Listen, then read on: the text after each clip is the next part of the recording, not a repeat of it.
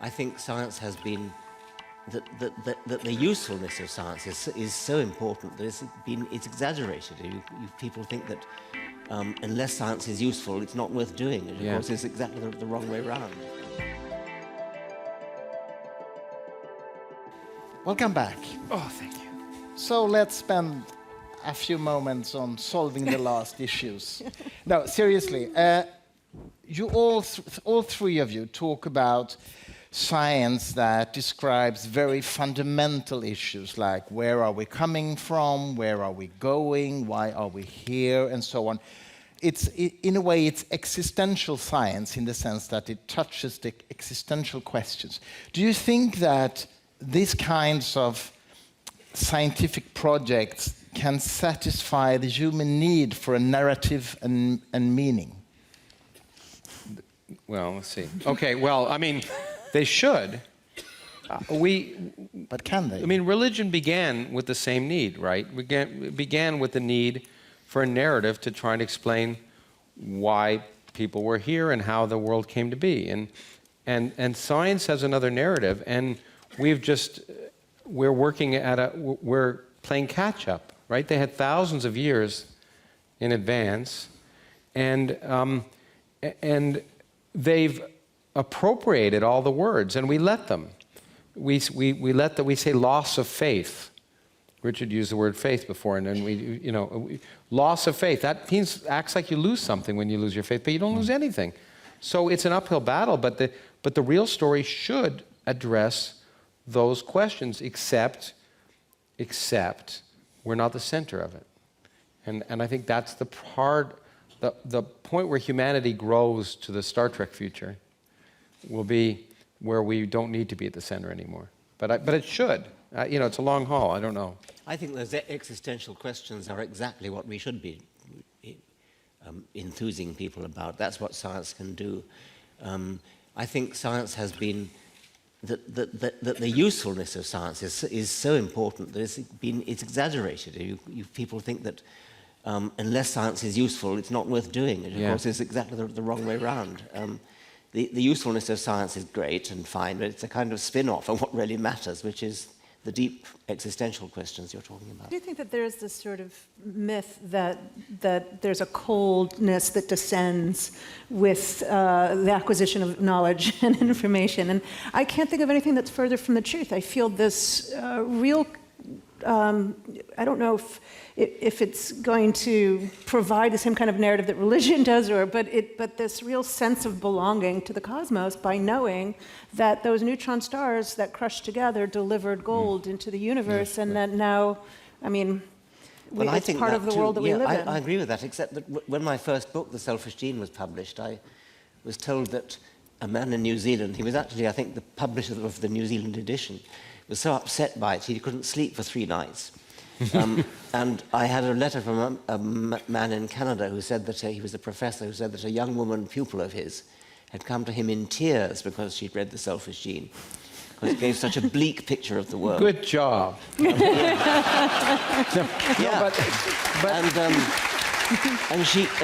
he advised her not to show the book to any of her friends.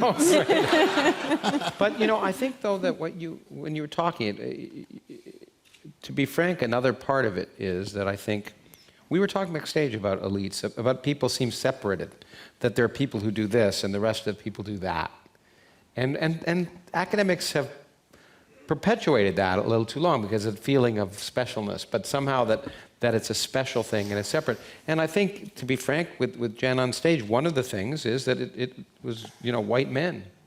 And I think the more people see role models like Janna and other people and other women and people of color, diverse, they'll realize that it's actually a community, that it isn't. I think that's important for humanizing science too. It's really important. That's true, yeah.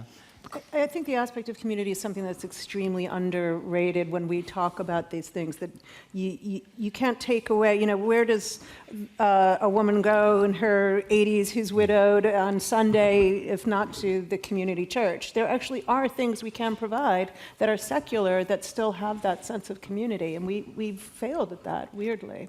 Yeah, we should have. I've always said, they said, but what about, first of all, they need it every Sunday, and it was actually a a TV guy who's famous in the United States, Hugh Downs, if you're old enough. But he was on stage with me once, and he pointed out that there's a reason people go to church every Sunday. It's not just community. The stories are so silly that every Sunday they have to be reminded of them over and over again so they can believe them. And we don't have quantum mechanics every Sunday, because you just learn it once. But we could, but it nevertheless does fulfill that community. And there are lots of other secular things that we could do. We could have rock concerts every Sunday. I mean, this is a secular thing we're doing. Yeah, that is community building. Yeah. There is, an opportunity to come and be together. I had an Australian friend who wondered why, he was asked why so many old people are to be seen in church, and he said, cramming for the final. Richard, could you get your mic a little bit closer just a little bit closer to your mouth? No, I don't think. Can you hear us well? May I? Okay, fine. Then it's fine. Then it's fine. No, but I was also thinking that very often I hear people say, "Oh, science, that's too difficult for me. That's not for me," and they don't really realize that science is what every child does. But when it's he's more than that. Look, we just heard some beautiful, wonderful young people. I heard that they were 16 and 17. Yeah. I mean, I couldn't believe it from her voice that she was 17. In case you didn't know, she is. But what bugs the hell out of me is that people say, science is difficult, therefore I can't do it. But you don't say that about music or art or literature. I mean, you don't have to be Eric Clapton to enjoy the guitar. You don't have to be Pablo Picasso to enjoy a painting. You don't have to be Shakespeare to enjoy reading literature. But somehow we've perpetuated this notion that you have to be a professional scientist to enjoy science. Whereas, I mean, Richard is the canonical example with the selfish gene and others, and the rest of us too, I suppose. But that joy, the aha experience is orgasmic. And you don't have to be a scientist to enjoy it. And yet, the conventional wisdom is people say, oh, it's not for me. I just can't do it. Book reviews are the same thing. You'll read long book reviews of economics textbooks that the reviewer didn't understand, but it's 20 pages long. But a great review of maybe not so much biology, but a great review of a physics book is, it boggled my mind.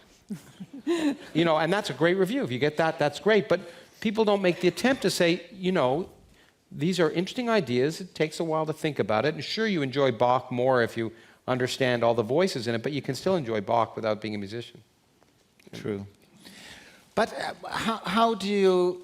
I mean, still, there is a lot of people out there who are more interested in astrology than astronomy, for example. Or they're more interested in alternative medicine than quantum physics. Or even worse, they think quantum physics is alternative medicine. Yeah.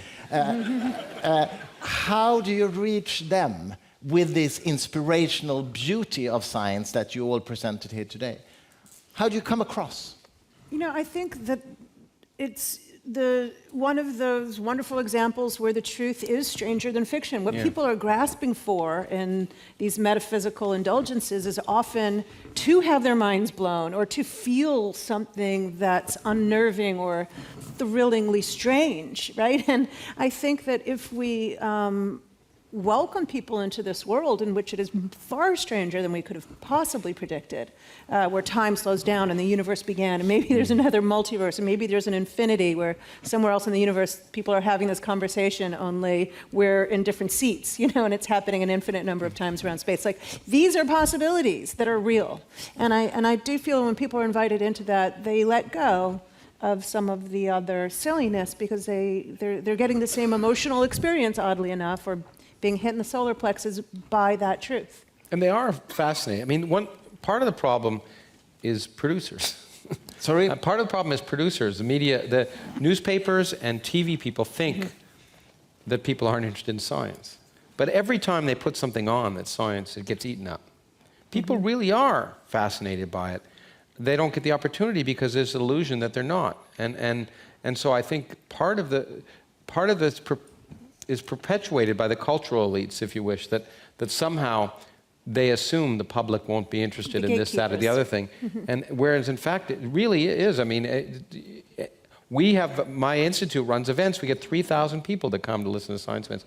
I mean, this audience is self-selected, but but people really are fascinated by this stuff. They just don't realize it's science they're fascinated by. No, exactly. But I think the whole sort of culture, the media culture, considers science not to be real culture by some strange way. I'll give you a very concrete example. The leading morning paper in Sweden have every Saturday, they have a list of the 10 best books right now. I promise you that 99 out of 100 books are fiction books on that list, Saturday after Saturday. And if there is a non-fiction book, it's about some kind of society issue, current affairs issue, which of course could be very interesting and very good, but it's never a popular science book. Almost never. And so, I mean, I hate to say it, but the taste is manipulated, right? People wear fashion. That's my point. Because they see fashion in magazines.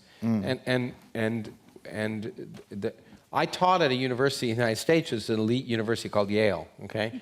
And science I didn't like being there because science was on a hill that most students didn't ever go to, not once. And then all those students become the magazine editors in New York.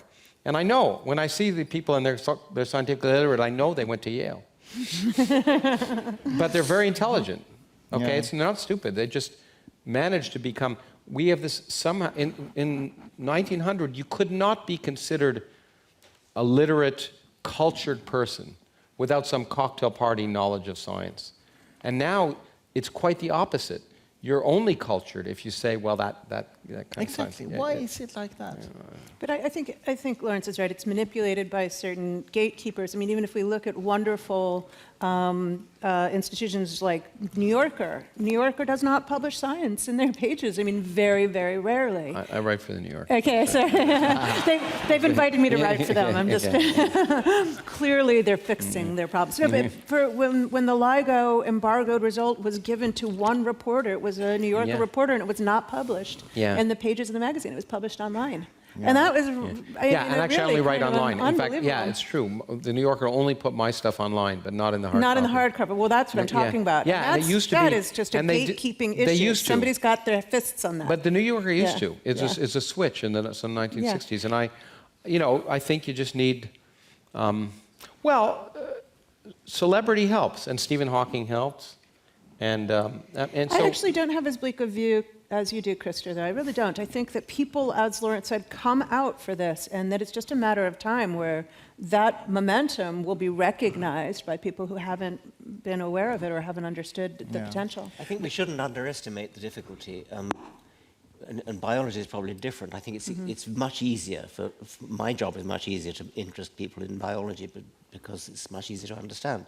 I mean, I'm going to be absolutely honest. In Lawrence's lecture tonight, I did not understand a word of the of the Feynman diagrams and the photon having no mass and. But you know it. So you just said. But you no. I mean, I was completely baffled by it, and I'm in awe of physics because I can't understand it, and so in a way I don't blame people for saying it's too hard for me. No, but you enjoyed it. No, but you're in awe of it. He enjoyed it. But you're in awe of it, and I think that's the point. You don't have to get everything about the Feynman, but if you get the idea that somehow we now know that these two forces that are very different are really the same, and that somehow an accident in nature, as I say, you don't have to get every voice in a Bach cantata to enjoy it, and I think just appreciating. Just hearing it. And you know what? Hearing it, I used to tell my students that, and this is true, you may have found this as a physicist, that the first time you hear something, you don't understand it. And the second time you say, oh, I've heard that before. So there's also a famous, internally famous at MIT, a legendary quote. Nobody knows who to attribute it to. I think it was maybe Walter Lewin, but it says every talk in physics has to have three things: something everyone can understand out of respect for the audience, and something only experts can understand, out of respect for their expertise, and something that nobody understands out of respect for physics. Yeah. So I think Lawrence hit it. But biology now, I mean, I'm in awe of biology as a physicist, and I think if I had grown up at a different time, It is a great time for biology. I might have become a biologist now but nevertheless, the complexity, as you pointed out, biology is complex, physics is simple. And in that sense, and we do the low-hanging fruit, and the hard stuff is deeply mysterious, though. I mean, I take an evolutionary view that the human brain was never evolved to understand the very small and the weird behavior of the very small, or the very fast, for that matter. Or the very long. It wasn't. We didn't evolve to understand evolution, but somehow we've agreed that it's. And quite a lot of people have trouble with that. But it hasn't. But it's there, and we need. But you're right. All these concepts are, as I sometimes say, science. But I think most learning. But science is there to make people uncomfortable, because being comfortable means you're never being pushed. You're never being pushed out. That's true. And so it's evolution makes people uncomfortable because the idea, I mean, just simply the uncomfortable idea that these systems that look like they're the same generation after generation can somehow imperceptibly change. And so that's just part of learning. The idea that you're cousin to a woodlouse is kind of disagreeable to us. But speak for it's yourself. not difficult to understand. But still, Richard, you say that we didn't evolve our brains to understand things, but you also talked about sexual selection. Maybe it's attractive to understand these things. Yes, I mean, So, I certainly think so. exactly. That's been his personal experience. No, but seriously, I'm quite optimistic actually, because it seems like the interest among people is actually growing when it comes to this kind of what I call existential science. I'll give you an example. I happen to know that Richard's book, The God Delusion, it's in a pirate translation into Arabic, downloadable on the internet. Don't tell his publisher this. And it has been downloaded 13 million times. Yeah, it's amazing. Really important. Really important. That's only. and the translator lives in Stockholm, am I right? Don't tell them where. Yeah. And it's not because they're burning the book or anything like that. But also, I think all of this is the same. Also, partly it's a generational thing.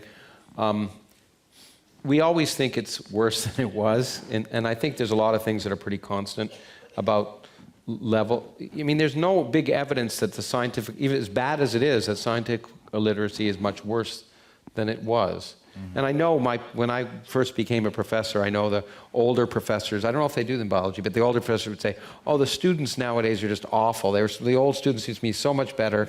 And I think it's just this perception that we have. So I think we have to watch being too pessimistic. Can I ask you a pure scientific question? I mean, sometimes different science disciplines merges, and I know that your colleague, Jim Al-Khalili, I mean, in the sense of a British professor or colleague, he's researching on quantum mechanics, if it might have a role in certain biological processes, for example. What do you think about that? I don't know enough about it. I mean, I'm aware of Roger Penrose's speculation that what is mysterious about the human brain, but not the human, about the brain, is because of quantum events in neurons. And I know that this is poo-pooed by people who it's poo-pooed with good reason, I think. But Jim Al-Khalili and other people know that what's really surprising, and it's very non-intuitive, and you know, it still could be wrong too, is the quantum effects. Quantum mechanics only becomes manifest in systems that are very carefully prepared and isolated, and we can do that in the laboratory and produce these weird quantum phenomena. But there's evidence that photosynthesis and certain biological processes may require quantum coherence, which is this property, and it defies all conventional wisdom, because nothing is less isolated than a biological system. So it's fascinating if it's true. This is what he's researching. Yeah, that's what Jim and there are a lot of people. There are a lot of people who are working on it. It may be true, but I think what's really is neat is that the fields of biology and physics certainly have merged. Actually, when I was a graduate student, I got depressed, which is what you're supposed to do when you're in graduate school, and I wanted to quit physics, and my mother had always wanted me to be a doctor. And so I did think of doing an MD, PhD, and going into biophysics. And I spoke to a guy who's a chairman at Harvard, and He said, don't go into biophysics. This was, 40 years ago. And I said, why? And he said, because it's not of interest to biologists and it's not of interest to physicists. And it was true then. But now it's the center. Molecular motors, the physics questions, the biological systems are becoming prime territory for physics to understand.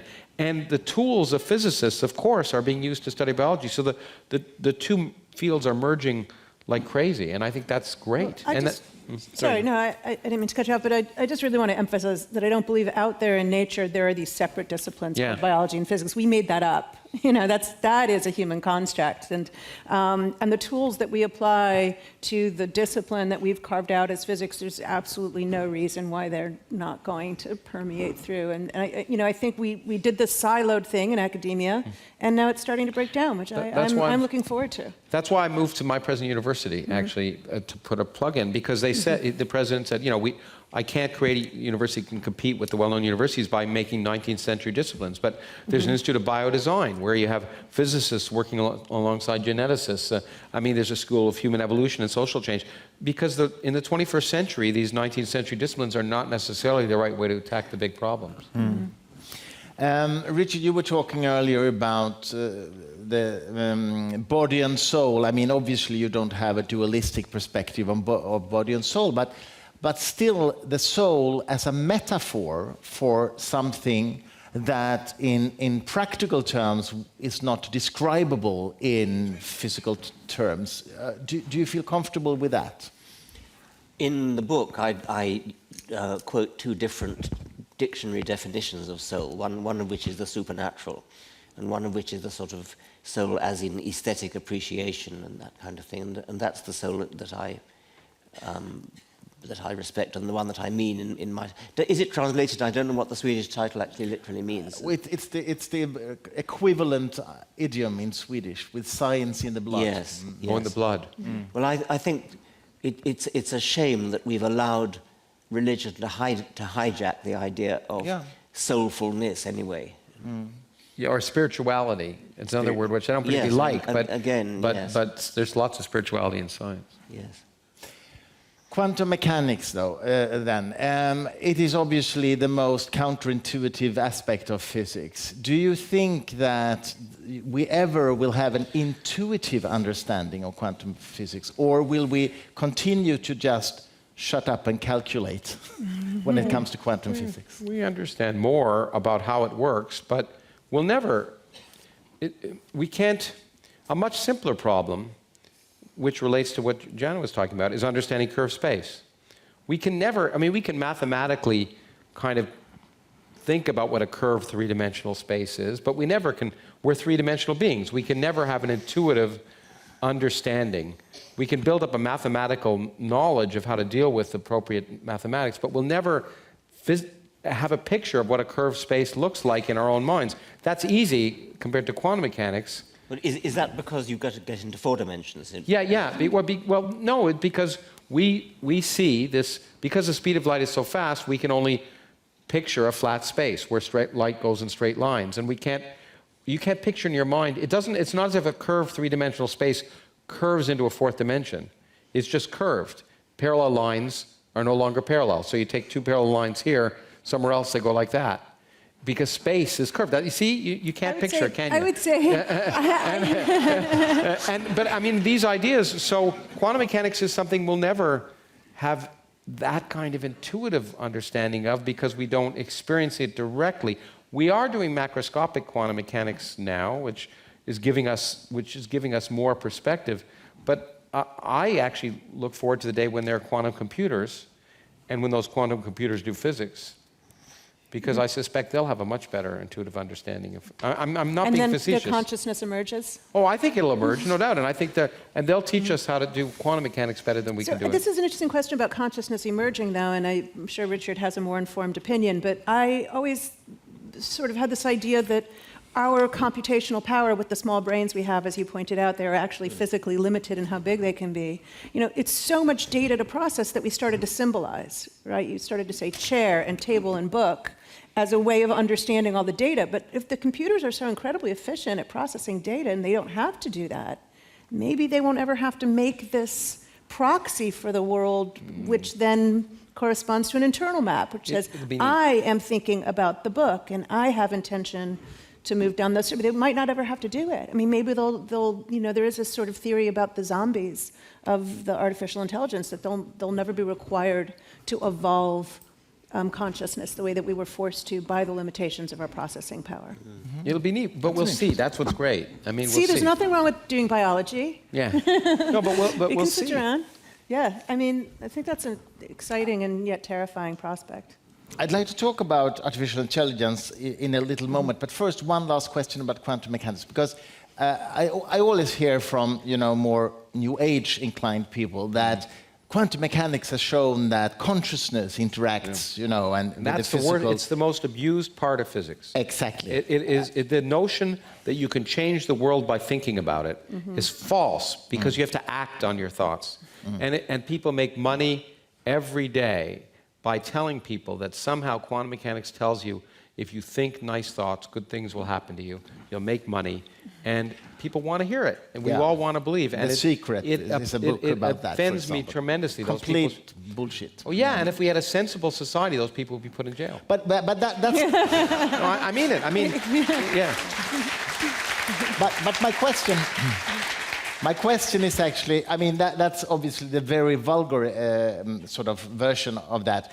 But still, you hear people say that real quantum physicists a while ago said that consciousness interacts with the superposition of the particle, so it collapses and so on. Well, and as I understand it, no serious quantum physicists today believe that. Is No, that correct? Yes. If you look at quantum mechanics papers about quantum mechanics, or papers, every paper that uses quantum mechanics, which is essentially every physics paper, you never see the word consciousnness. No. And here's a proof, which I got from a friend of mine who happens to have won the Nobel Prize in physics, but that if consciousness mattered, then when you read scientific papers, in the paper they'd have to talk about what the person who was doing the experiment was thinking about when they were doing the experiment.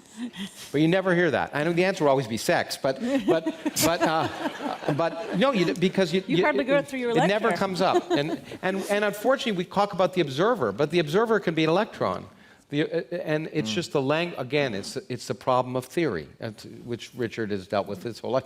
Evolution as a theory, because we use these terms colloquially in English, and there's Swedish terms, I'm sure, and they mean something different for the public than they do. Yeah, and theory we is use a them- good example. And we use them very loosely. An observer implies someone who can observe, but the observer doesn't have to be someone. It doesn't have anything to do with consciousness. It just means an interaction that changes the state of the system. Yeah.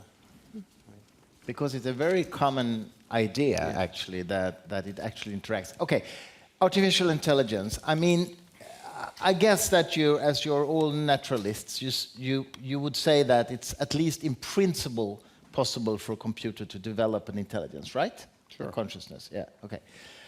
Is this a problem? Should we be worried about this? Or is it just good? I think it doesn't have a moral character either way. I think that we're... Sorry, what did you say? It doesn't have a moral character, that it's good or bad. I mean, should we be concerned about it? Maybe our pivotal role in evolution will be to initiate the era of artificial intelligence. I don't know. But for example, and they'll replace us as a species. But if an artificial intelligence emerges and develops very much faster than this, the human evolution can produce better intelligence.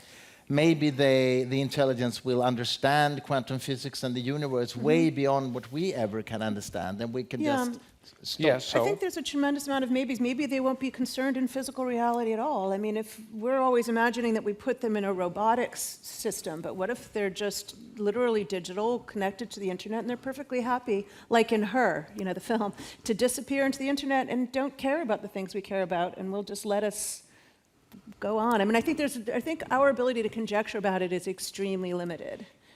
Is my feeling, and that the things we imagine about it are very limited. I think Krista's worried about whether we should fear being Should we taken over prepare? or made redundant, or I feel they might make a better job of things than we do. it's more than that. I think people are always afraid of change. And I just wrote it, actually, this is a subject I've been thinking about a lot. I just wrote a chapter in a book that's going to be about artificial intelligence.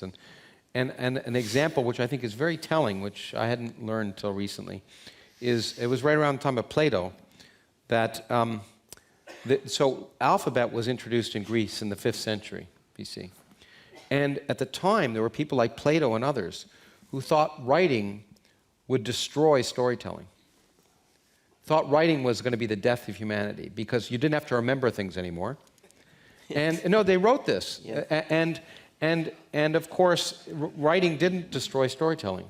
But it was a tool that changed the way humans lived. And you might have liked the world before writing, but too bad, okay?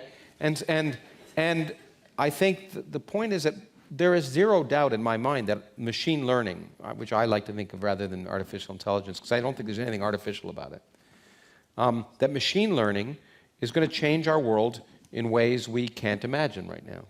And it's going to change the future in ways that may terrify some people. Now, fortune favors the prepared mind, as Louis Pasteur said.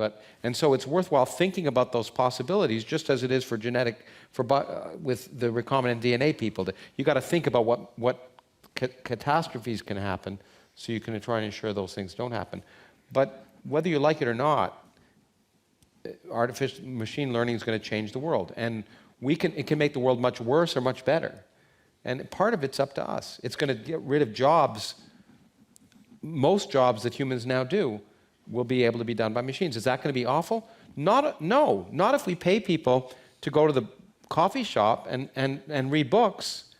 I'm serious. I mean, if machines are producing the products that humans are benefiting, we have a choice. We can either let a few people who control the machine companies have all the money and everyone else be out of work and not have income, or we can say, aren't we lucky as a species that machines can do all this stuff, and now we can enjoy music and literature, the kind of thing that Keynes talked about in the 1930s when he thought the machine age would give people more leisure time. Of course, it hasn't. But I agree with that. Moral philosophers have started worrying about whether we should have moral concern for the welfare of artificial machine intelligences, and whether they can suffer, and whether we should be humane towards them. And in principle, I don't see why we wouldn't. And I think that I think we're nowhere near that at the moment. Yeah. I don't think we feel any compunction switching a computer off in case it feels upset. But there may come a time when that does happen. I feel a compunction to throw it against the wall sometimes. Well, the Howl in 2001 saying, "I'm afraid, I'm afraid." Okay, last question. Some of us have small children, or some of us have grandchildren. What is your best advice to parents or grandparents how they should introduce, kids like 7, 8 years old, how to get them interested in science, inspired to think scientifically? What should we do? You start, Richard. Well, I favour the Carl Sagan approach of the poetic science, the spiritual, the soulful, the sense of wonder, which is not conventional. The conventional approach is to interest them by making it practical and bringing it down to earth. Yeah. And the effect of the influence of science in cookery and things like that. But I'm bored by that. I prefer looking out into the great open spaces of the universe and back into geological time. I found that children absolutely riveted by talking about the age of the rocks and the size of the universe and things like that. Mm-hmm. There's a wonderful children's book that I've actually used with children. Just to explain the scale of just local cluster of stars. Take a soccer ball, which represents the sun, and then put it in the middle of the school playing field, and then walk whatever it is, 20 paces, and put a peppercorn, a smaller peppercorn to represent Earth, a pinhead to represent Earth, and go on and walk 100 yards away and put a ping pong ball for Jupiter, say, and do that for the solar system, and then to get to the nearest star, Proxima Centauri, pick up another soccer ball and to the same scale, walk 2,000 miles. That's just the nearest star. Well, children just love that. I did it with a group of sort of 8-year-olds, and they were enthralled by that. I actually did a very simple thing just a few days ago with my 7-year-old kid. We went out and looked at the clear night sky with stars and laid back on our backs. And I said to him, imagine that you are looking down instead of looking up when you looked at the stars. And I could really sense how something happened there. Yeah, that's interesting. Lay down like this and think Yeah. you're looking down instead of up. Yeah, well, You should try it. You go. I utterly agree with Richard that it is absolutely about wonder, but all children just are scientists. They just are. Exactly. Every human being develops by palpating the world and testing it and thinking about it, and then developing an intuition which is utterly taken for granted. And so absolutely certain that we're all scientists when we're young. We just have to not stomp beat it it out. out. Not everyone has to grow up to become a professional scientist by any means, but we just have to not stamp it out, actually, and to encourage, to stoke the flames with this kind of wonder. Well, I get asked this a lot, and I think it's really the same thing for parents as teachers. Two things, which is to the first thing that's really important for the most parents, anyone who's been a parent, I've been a parent, that doesn't like to say, but they should be thrilled to say, is I don't know. Because everyone wants to be the authority figure for their kids. And when your kids ask a question, you should be thrilled to say, I don't know the answer. Let's find out. Because then the act becomes an act of discovery instead of an act of regurgitation. And that's why I think teachers should also teach with questions. The realization, the other day I was just, actually it was when I was at a movie that I'm in called The Farthest, which is about the Voyager satellite. And it hit me that every time a kid learns something, it's the first time for them in the history of the world that that's been learned. It's an amazing act of discovery, but we don't treat it as act of discovery. So say I don't know, and then follow it up with questions. How can we find out? Turn the act of learning into a discovery, which is exactly what Janna points out. All kids discover that fire is hot by putting their hands in it. But that should continue. Everything should be an act of discovery, and you can work with your children instead of talking at them, playing with them. Yeah. Anyway. Okay, Richard, Janna, Lawrence, thank you for coming tonight. Thank you.